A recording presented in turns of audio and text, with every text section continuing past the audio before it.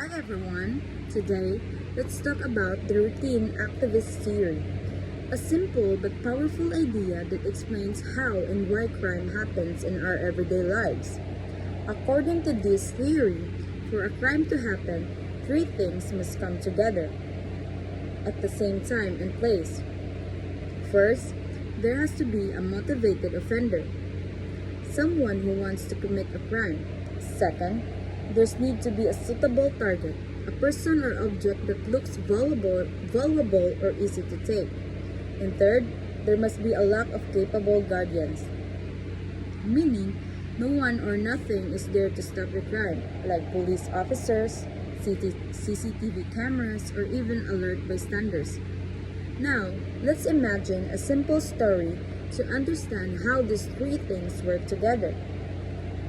It's Friday evening, and Maria, a college student, just finished a long day of classes. She stops by a cafe near her school to buy some coffee. After getting her drink, she sits outside on a bench to rest for a while. She's tired, so she takes out her phone to scroll through social media. Beside her, she places her bag, which has her wallet and phone sticking out a little. The street is quiet. There's no guard, no police, and no CCTV cameras nearby. A few meters away, there's a man named Carlo. He's been walking around that area for a while, looking for someone to steal from.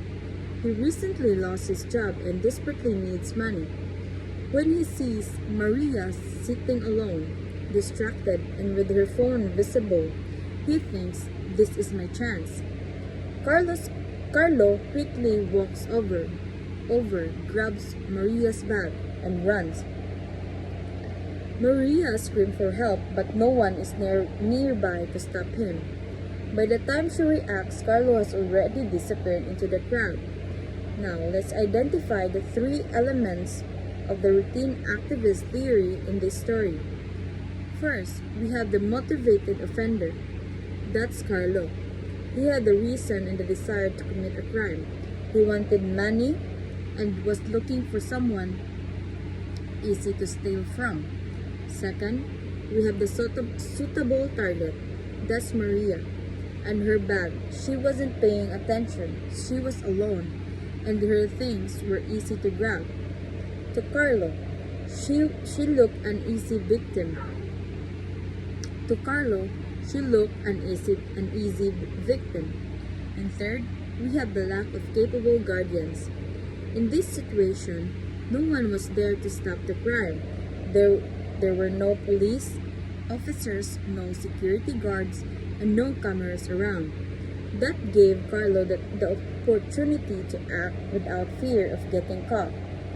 This story clearly showing that crime doesn't happen by accident. It happens when these three things come together. If even one of these elements was missing, the crime might not have happened. For example, if Maria had been with a friend or if there was a guard nearby, Carlo probably wouldn't have tried to steal. Or if Maria had kept her bag close and stay alert, she wouldn't have been a suitable target. And if there had been CCTV cameras around, Carlo might have been afraid of being identified later. So, what can we learn from this theory?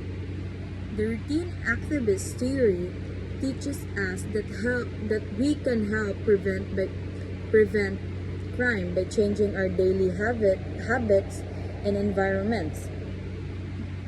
We can make target less attractive, like hiding valuables, locking doors, or being alert in public. We can also increase guardianship by adding lights, cameras, or even watching out for each other and our neighbors. And of course, we can help reduce motivation by improving people's lives through education, jobs, and community support. When we think about it, this theory isn't just about criminal. It's about how a routine activist can sometimes create opportunities for crime without us realizing it.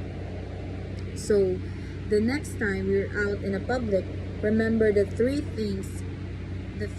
key parts of a motivated offender, a suitable target, and the lack of capable guardian. If you can break even one of these, you can reduce chance of becoming a victim. That's routine activist theory.